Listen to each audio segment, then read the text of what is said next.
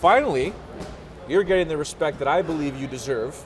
But before we get to that, what I want to talk about is the reason why I wanted to see you when I came down to New York, New Jersey, was the fact that the three biggest moments that I think in UFC history, Matt Serra defeating George St. Pierre, Chris Weidman obviously knocking out Anderson Silva, and then Chris Weidman winning the rematch again. Wow. Now people think those three things, yeah, Dana White's the promoter, but one name comes to mind, and that's Ray Longo. Oh, well, that's nice. How does that make you feel that you're attached to the three potentially biggest moments in UFC history? I mean, you know, I've done interviews before, but obviously it makes me feel great. I've been doing this for a long time, and you know, whatever field you're in, as a doctor, I don't care what it is, to get to the top of your field and be the best at what you do, I think obviously has to be the ultimate goal. So I always say on those given nights, we were all the best at what we do, and it's really a great feeling. And I think it's something that will go down in history, and it'll be there for my kids to look at, which is great, and all that stuff. So yeah, it's good stuff. Well, George St. Pierre always says that it's not the best fighter that wins on fight night. It's the best team or the best guy that night. And Chris has always been that guy that night. Matt Serra was the best guy that night. Yes. How important is that, as you get your guy, El Ayacuinta as an example, right. How important is it fight day and fight night to make sure these guys are at 100%, even if they had a bad camp? Yeah, you know, that's a great question, and I'm going to explain it maybe a little differently. You know, I see guys functioning 15 pounds before the weight cut. So for me now it becomes, how do I get this guy to the fight the way I see him 3 weeks before the fight? Because you never know, you have a bad weight cut and all of a sudden you're looking at a different guy, and it's heartbreaking because you know what the guy could do. So yeah, everything has to be in place. I think George is a guy that believes in his team, and you could see he's always tries to surround himself, and he's very open for, you know, criticism from the people around him. So, you know, when you believe in your team and things are going good, yeah, it's really, really important on that night that you bring your A game. And I think, you know, you'd have to really analyze the nights we're talking about, because everybody was different on that night. I know Matt, you know, come on, it was a resurgence. He was dropped from the UFC, he was out. They have the comeback show. He calls me up, I got my last chance. They're doing this thing, the comeback show. If I win it, I get a shot at the title. Think how crazy this is, right? So we go crazy at camp. He knows it's his last opportunity. He knows it. And he seizes the opportunity. Like, how cool is that? So it wasn't just like a title shot. It was, this is it. I mean, we had the conversation. This is my last chance. And wow, did he take advantage of that? You know, and even with the Lytle fight, he had to be a little conservative. And, you know, I think he got just the inch by that fight. But man, when he went into that ring against GSP, I remember him looking at me, I'm looking at him over there. He goes, dude, I'm airing this out, man. I don't give a what happens here. I'm letting it go. And he knew it. He didn't care if he won or lost, but he was going to be himself. And I think that's what you saw that night, was a guy that, and we knew that at that time George was more into the striking and looked like he didn't like to get hit. And Matt, at that point, had already proven he was knocking guys out in sparring. I said, you got to believe in you got to believe in it now. You're not a jiu-jitsu guy, man. You know, you broke a guy's jaw with a headgear on. Like, what else do you need to believe? I'm not a shaman. I'm not a miracle worker. I'm telling you what I'm seeing. And, you know, he believed in me and I believed in him. And I think on that night, that's really what you saw, was just a guy that was going to go for it. He knew it was a second chance and he was going to make the most of it. And that was, you know, the beauty of that night to me. It's almost verbatim the way he described it. It was Ray Longo that made me believe in myself. And he says, look, this is what I'm seeing. This is what you can do. Yeah. But the bottom line is, the overhand right lands. He eventually gets George down, pounds him. Big John McCarthy steps in and stops the fight. At that moment, Matt Serra became the UFC welterweight champion. Yeah. What went through your mind? Well, look, first off, I was elated because he's my friend. That's the first thing. First and foremost, he's a friend and I would do anything for him. But the biggest underdog in UFC history, and believe me when I tell you, 2 or 3 nights before that, we were at a friend of mine's, a student of mine had moved to Houston, Kent Martin had a house there, and he let us stay there. And I tell you, if we were goofing around, we were having a great time. We were relaxed, and I tell you, we did not view ourselves as underdogs going in. There was a sense that, you know, we're going to get them. You know, it really was. It's hard to explain, but I knew we had the tools to do it, and I knew if George stayed up long enough, he would find out what he found out is that the kid hits like a freight train and he's not afraid to come at you, you know, and nobody really knew that. They saw glimpses of it a little bit. He didn't do anything on the show, and I think, you know, the moment I saw the fight get stopped, I was just happy that my friend, you know, won, you know, was the welterweight champion of the world, and it's a great feeling, you know. Where does that rank in your career as a coach? Is that the top? You've had other athletes that get higher than that? Oh, I don't think it gets any better than when one of the guys you had from the beginning, who, you know, who throws their first punch with you and you meet him, and come on, he's a 19-year-old kid when I meet him. You know, I'm an older guy, and we end up becoming great friends, and yeah, there's nothing better than that. And the same thing with Weidman. I mean, he's a close friend. I mean, you know, Matt will tell you this, you know, you need a safety net when you fall, and you need a guy to carry you on your shoulders when you're there. I think we're in this together. You know, we go to christenings together. You know, it's way beyond coming to the gym and fight. And I think that's what the difference is, you know. And sometimes when I'm emotional in the corner, it's just, I mean, I think I'm fighting. If my guy loses, man, I'd rather take the beating for him. It really is that. It's not bull. It's not nothing. And, you know, as a coach, to see a guy win the championship, yeah, it doesn't get better than that. But it does get a little better than that, because when a guy is successful at life, after the octagon, now we've completed the mission. You know, like when Matt Serra doesn't need me anymore, and he doesn't have to talk, and then he's on his way, man. And I mean, you know, he's such a great guy. He's a family guy, loves his kids. He's got 2 successful schools, never graduated college, probably barely got out of high school. The kid's the American dream. So he used what he had to his advantage. He seized the opportunity, and more important, I think, that made me happy was where he's at now with his life. It really is. I mean, they're winning the championship, but at the end of the day, it's just fighting, and, you know, it's good to get to the top of your field, but he's a success in life, and that's where I'm coming from. That's what everyone tells me about Ray Longo. Yeah. Don't worry about the gym. That's just one piece of the puzzle.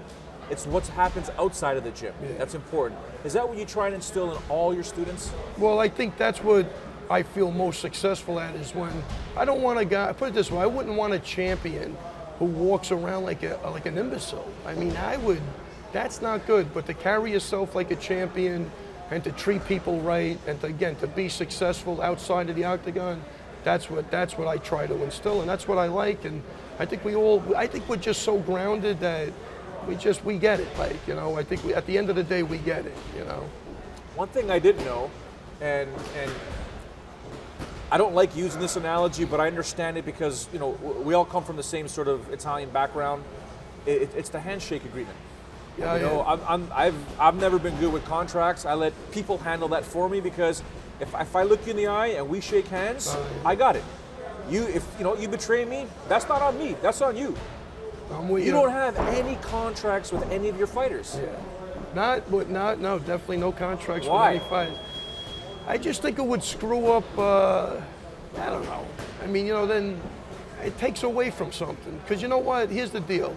I would do it for free. That's the first thing. So I always say in life, find something you would do for free and figure out a way to get paid for it. I've said this 1,000 times. Yeah, I mean it. You know what I mean? And to have a stipulation, like have a contract with a guy, you know, it goes both ways. Because if I don't like the way you're acting, I'm walking away from you. So I'm not there for the media attention or the other stuff. It's more, I don't think I could do it another way. You know, I'm not saying in the future we might not do something with contracts for the other guys, but, you know, Al, Costa, you know, Chris Weidman, Matt Serra, never had a contract with him, never will. Matt's been true blue to this day. It's 20 years plus. The guy's a gentleman. I'm going to say set up my retirement account for me. So, you know, it's all good stuff. And the same with Weidman. Those guys, and I think that's what makes this thing special to me. It's so much more than just holding the focus mitts and going to the fights. There's life lessons in here. There really is, and that's one of them. And, you know, we trust each other, and we're realistic. Something could happen in the future, but you know what? Knock on wood, for right now, it's working, and I just think it would change the dynamic of what I'm doing if I had a contract. You don't want to pay me, don't pay me. You know what I mean? That's really what it is. But not to say that I don't like money. I'm not saying that. These guys do the right thing, and it just feels so much better to me. It really does. I just like the handshake thing, and just think of what a better world it would be if you didn't have to Trust. I mean, can we trust somebody? You know what I mean? And I've been burned before. It's not going to change who I am. But I don't know. Wouldn't that be a better place? 100%. I mean, that's where I'm coming from. So if I could make a little dent there and, whatever, have it happen, I think that's it. Walk me through the day you met Matt Serra, or at least the times beginning there when you met Matt Serra to where you are today with the guy. Yeah, I'm going to tell you something. I'll tell you an interesting story. He might have left out one thing when he tells you, but it's funny because I met Matt Serra. He came into my school with a buddy of his. You know what's even worse? He walked in, I had a black eye then. I think I'm always getting a black eye. I had a black eye and I think I was in a sling. And I'm not kidding. And he said that. Did he say that? So he did tell you the story when he came to the school. The sling, yep. Now, the interesting part of what happened, he's an 18-year-old kid. He had heard about my school. He had a buddy of his who was having a drug problem. He thought it would be good for the kid to get into martial arts, right? So he brings him to the school to introduce him to me and to blah, blah, blah. And in hindsight or in retrospect, here's a 17, 18-year-old kid trying to help another kid with a drug problem. I mean, I think the mold was already made on him. He was a good guy. He was doing the right thing. So when he came to the school, we started talking. I think he had went to a Gracie seminar. I was already training with Craig Kukoc in the city. It was very new, very, very new. And, I think he thought I was bullshitting about the jiu-jitsu or whatever, but make a long story short, 2 months later, I end up running into him in the city, and we start busting everybody's balls from day one. I'm not even joking around. It was bad. And I had just gotten married, bought a house like maybe a half a mile from him. So, come on, we'll drive in. I'll drive you, I'll pick you up. And that was it, man. We started, together with the jiu-jitsu, and obviously his jiu-jitsu went up and mine went right down the toilet. But and that's true. He was killing everybody. Him and his brother Nick were phenoms back then. They'd clear the room. They were phenomenal. I mean, and you could go back, ask Danaher, ask anybody from the old days. He was a beast. And I mean, he'd tap you 20 times in 20 seconds. Crazy. But he was just fun watching him work. And obviously, I was on the receiving end of a million taps, but it was all good stuff. And that's how we really got together. And then I said, listen, I think if you do the Thai boxing, it'll help you get better with the jiu-jitsu. He wanted nothing to do with any stand-up. At that time, and you got to go back to that time. God forbid, 90s. It was all, do the foot jab. That was it. Anything else, don't even mention boxing. You get crucified. I mean, so I kind of snuck it on him. And then I ambushed him with the Thai boxing. He was getting better. He was getting in better shape. And now he wasn't playing a lazy jiu-jitsu game. Not that he ever did, but the guy was, he could attack you 100 times in 4 seconds. He's trying to get me in the cage today. The guys, they stay away from him. Still, dude, he's like a fire plug, you see. And that's really how we met, really. So we met at Craig Kukoc's, and the rest is history, so. Are these the doors that Chris Weidman walked through?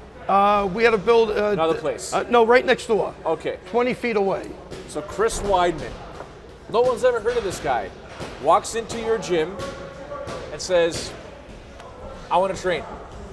You looked at him and probably thought, what? No, that's not the way it happened. But this is the way it happened. For about 6 months, I was getting a call from this guy, Gabe.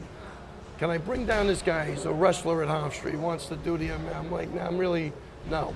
Basically, no. I just wait because Gabe wasn't too credible a source. I mean, it was more like that. Not that I wasn't in it, but I was like, I felt like, all right, maybe another time, This goes on forever. He's like, man, can you send him down? Whatever happens, like, all right, good. Tell him to come down. Then he walks through the door. And I had sparring going on, and we sat on the ring, sat on that ring, looking in the cage. And he starts, analyzing, asking me questions about the sparring. I'm like, well, this guy's a wrestler. I mean, he's so intuitive, man. And I'm like, wow, I just get to know him, and everybody leaves, and we end up talking again, what's it like being married, running a business, and, asking me questions about, running, just all sorts of stuff. It had to be 1:30 in the morning. And then I go, I really like this guy. And then He came in, started training, picking everything up. I'm like, holy crap. Then I see him wrestle. I was like, wow, I never saw wrestling at that level before. And he was blending it with the strike. And I'm like, and not that the striking was clean, but he was just fearless. And, there's a golden kid who won the Golden Gloves, comes in, I can beat him, put me in there. I go, you never even boxed me. He don't give a crap. I mean, there was a guy training for a fight. He calls up for sparring, another wrestler from out east. I happen to be in the office. I don't really have anybody from him to spar. He was like a heavyweight. I just know Weidman, I'm saying months. Let me do it. Let me spar him. I'm like, you haven't even sparred yet, Long story short, he comes down, the kid comes down. Weidman he doesn't have a mouthpiece. He sees a mouthpiece laying on the floor. He takes the mouthpiece. He takes them right in. This is the type of guy you want to train. You know what I'm talking about? Yeah. This is the guy you want. Yeah. You want Dirty. that guy. Let's do it. Oh, Let's go. Mouthpiece off. I'm ready. Left the guy laying in the ring. The guy was fighting out of state somewhere. I mean, I was like, holy crap. I mean, the guy walked out, he was a bloody mess. And I'm like, I think you got potential. I think you could do this. And like, again, that was it. Then he got married. I went to his wedding. He had all his college coach. I think he always stayed close to all his coaches, no matter what. Always humble, good family guy, great family. Just all the ingredients that we always have, you know what I mean? So that was it. After that, he tried out for the Olympics. Something happened, and then when he got back, he says, I want to do this. What do you think? And I said, I think you got I think you're perfect. You got a great shot. And that was it. So you think he has a great shot. Boom! Yeah. Boom! Middleweight champion of the world. What went through your mind then? I'm another emotional nightmare for me. I'm an emotional roller coaster. Again, I'm going to tell you something. Just happy that I watched another friend accomplish their dream. I mean, I don't. As a coach, I just really don't think it gets better than that. You know what I mean? Because what a just nice ride that they even let me come along with them. You know what I'm saying? And I'm like, wow. He just knocked out the greatest of all time. I'm like, it took a little time to process, but we went into that fight really confident. And I always say this, you can be confident, but when the octagon door closes and you're looking at a guy that's got a highlight reel bigger than Massachusetts, it's gotta be pretty damn scary. The guy's got 9 fights, it's his 10th fight. I mean, how do you figure that? You know what I mean? So, another one, I'm like, wow, this is, Why is he so mentally strong? What makes him so mentally strong and confident? Man, I think you'd have to go back to his childhood, man. But he wants to beat you at everything. I don't care if it's checkers, He's just a really competitive person. The one thing Matt Serra shared with me was during the first stare down with Chris Weidman and Anderson Silva, the kiss-off is what he was basically calling it. And Chris basically said to him, I'm not afraid of you. Yeah. I like the other guys. Where does he get this confidence from? It's unbelievable. Yeah, I mean, look, the kid believes in himself. He's a very, very smart guy. Very, very smart. When he looks at a tape and he says he can exploit something, I believe he can exploit something. You know what I mean? When he says he's not afraid of you, he's not afraid of you. He's not a bullshitter. And the theory on that was that Anderson was kissing his title goodbye. That was the theory. That was with me, that interview. Was that with you? That was with me, the one where he says, I said, give me your perfect fight on Saturday night. He says, oh, Chris Weidman, new middleweight champion of the world, and he kissed me. Yeah. And I said, that's your perfect fight on Saturday night? He's like, oh yeah, Chris is the best. And I said, okay, Anderson's messing around here, but what's going on here? That was with me. Yeah, that's funny, man. They showed that on Global in Brazil. Yeah, I gotta start. 90 million people. Well, I gotta get some of this stuff. But yeah, when he says it, man, he means it, man. He is that guy, Like, I know from watching him spar, watching him work out, he's an MFer. You don't want that guy mad at you, and he's definitely not. Then the second fight happens, right? People wanted the rematch. Dana's smart. It's the biggest rematch in UFC history. It's good for business. It's good for the sport. Anderson Silva's coming back to get his title. Chris Weidman remained steadfast. Yeah. He's not going to win the fight. Yeah. Whatever. And the next thing you know, the kick comes. I think it was an old. Look, you mentioned it was an old Jeet Kune Do thing. Yeah. Destructions. Kyle from the Filipino martial arts. Yeah. Kyle, yeah. Anything above the waist, his elbow. Anything below. Yeah. Yes. Right. So that's something that you guys train. I'm going to say it's something more that we've talked about. I had him doing it for the side kick, just bending his knee up so he would hit like into a wall. But he did from day one in the sparring. We look, two things from the first fight, right?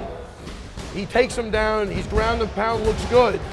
He goes for a leg lock. So that's the first thing. This time, no, let's not even look. Let's just beat him into the floor. That's it. Let's be content with beating him up. He makes that adjustment. Second thing, he was getting hit with leg kicks, everybody was saying. Yeah. All right, not that they were, I don't think it was going to be a fight ender, but let's address it. So from day one, what does he do? He starts checking kicks during the sparring, and that was it. So coupled with the checking, and maybe, having in the back of his mind, the destruction thing, that was it. But we didn't go in there saying, let's destroy the kicks. I'm happy just checking, you know what I mean? Let's just take it away. We wanted to take away any advantage this guy would have. So he didn't go for the submissions. He makes the adjustment. He takes away the guy's leg kicks. Again, he makes the adjustment. And I think Anderson tried to get him in the clinch. He made the adjustment there. Not that he had to, but he thought he maybe was going to, this kid is so strong in the clinch. I give Anderson a lot of credit for surviving. I really do. Yeah, so he's defeated Anderson Silva twice. Yes. He's still receiving criticism that he didn't beat Anderson Silva either time. Matt flat out Serra told me he's always going to get criticized no matter what. So how does Chris take that when still to this day there are people saying you didn't beat Anderson Silva? No, I don't think nobody pays. I don't pay attention to it. He don't pay attention to it. I mean, anybody who knows anything about fighting, they fought 4 rounds. If Anderson Silva won more than 15 seconds of any of those rounds, that would be a lot. I mean, he got mauled in the second fight in the first round. Mauled.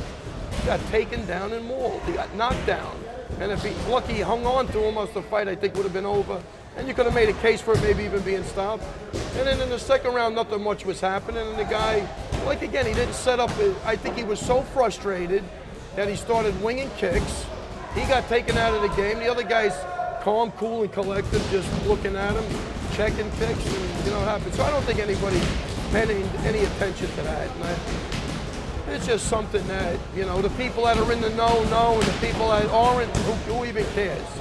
But what about a rematch? Yeah, give him a rematch. Yeah, okay. Then he's at the second fight. What about Vito Belfort acting like a douchebag, talking to him while he's at the press conference? Why?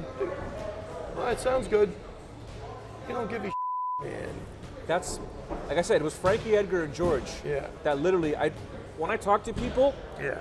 So you know my job, but this is what I do. Yeah. Right. I'm trying to make sure that I get the emotion out and get people that are watching to understand that. Both Frankie and George changed their body language when they talk about Chris. Yeah. I'm kind of like, he's that good? Yeah. Oh, he's that good. Fearless, man. You got to feel it to believe it. So Vitor Belfort is next. Yes. I think Chris wants May, so he could spend some time with his family in the summer. Bought a beautiful house, nice pool. Good. We're Good all for him. looking forward to spending some time over there. So, Vitor Belfort's next. Obviously, he's on this resurgence that we know about, the controversial TRT and therapeutic use exemption. How much of that plays into your head or Chris's head that A, this guy's on TRT, but B, you still got to fight him?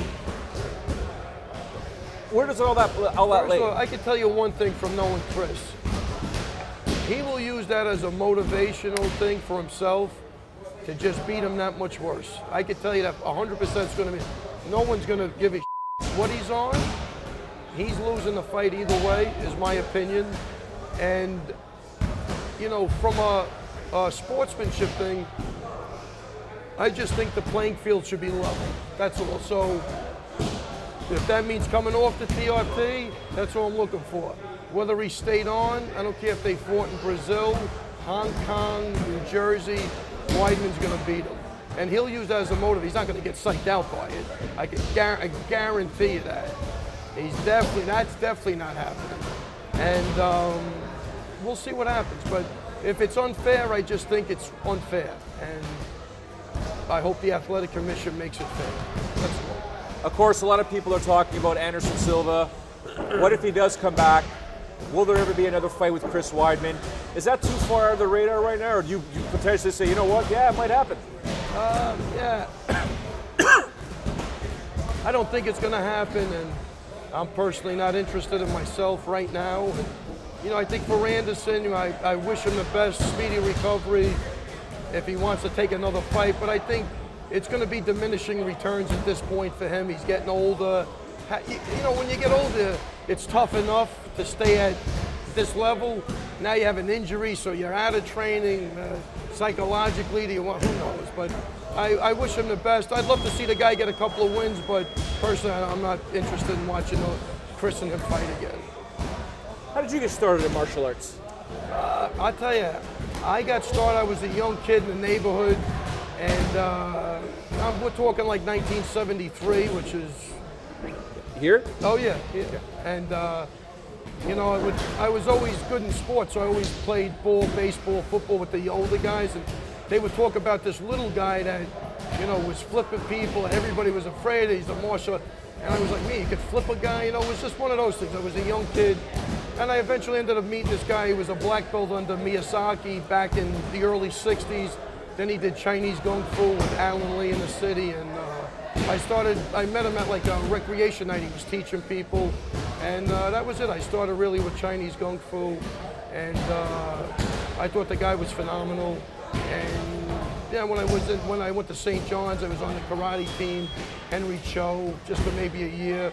And then I met Paul Vunak, Dan Inosanto, Richard Bustillo. They all came out to Long Island doing seminars, and I really fell in love with the Jeet Kune Do. At the time, was probably like 84, and just the Kali and the weapons and the destroy. It was all new. Nobody even knew what Thai pants were back then. You know, there was no social media, there was no internet. Yeah. No, if a guy had a fight in Thailand, maybe you read about it 9 months later. I mean, so you were always, you know, looking to get whatever you can. So we used to bring these guys in for seminars. They were very educational. That's where I got my start, really. And I thought the Jeet Kune Do guys were always way ahead of the curve when it came to martial arts. They were always on the cutting edge. And it was actually Paul Vunak that called me one day, and he said, look, there's a guy, Craig Kukoc, coming out to New York. Do yourself a favor, get with this guy. He goes, I promise you, a year from today, you'll be so far ahead of people with the jiu-jitsu. You know, so he had the insight, and that's how I met Craig. And, you know, Craig had no students, there was no UFC yet. I used to feel bad, I used to bring my students into the city, and then, you know, the first UFC hits, I meet Matt. You know, I dislocated my arm, so I was out for a while. When I went back, I met Matt, and the rest is history, really. So you saw, I mean, from where you saw martial arts, Chinese Kung Fu, to mixed martial arts right now, are we at the end of the evolution, or is it going to continue? No, I don't think we're at the end. I think, you know, like, again, this is the way you can explain it. You know, throw two guys in the cage, and the guy with the superior mix of attributes comes out a winner. So I think, you know, it's always going to be this. Now it's technically they're here, one guy's a little stronger. Now they're strong, one guy's a little faster. So it's going to be the attributes that determine it. I think skill-wise, you know, there's always going to be only so much to learn. And look what's happening now. You're seeing, like, the front kick make a resurgence, you know what I mean? Like, where'd that come from? You know what I mean? All the front, you know, Steven Seagal told Anderson Silva the front, you know. So, you know what I'm saying? So it'll come down to tweaking your jab. You know what I mean? It's going to be more like that. Nothing new, nothing crazy, but really fine-tuning the tools you have, always sharpening the tools. And I think, again, it's going to come down to attributes, who's got the superior mix. I think that's what you see anyway. And I think, yeah, so it'll evolve on a different level, yeah, without a doubt. When Ray Longo gives the salute and walks away, how do you want to be remembered? I think I'd like to be remembered as a guy that really gave his shit about his fighters, and put his fighters before his own self-interest, and really just thank my fighters for letting me share in their dreams, man, and that's it. And just, I think to watch a guy accomplish his goals is nothing's better than that. And I like to be remembered as I help people accomplish their goals and become the best they could be.